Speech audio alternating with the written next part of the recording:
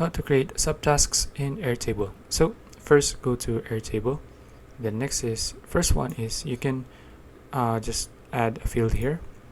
Then select long text and type in here subtasks, and then just toggle this on and click on create field. Now here you can add all of your subtasks here. For this example, like that, so you can see.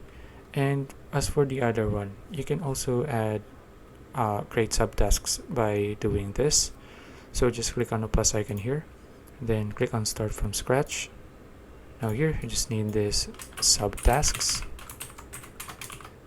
and what should each record be called. So I'll just name this subtask. Now just click on save, and now you just need to add all of your subtasks here. So that's about it. If you found this video useful, please like and subscribe for more videos like this. See you in the next one.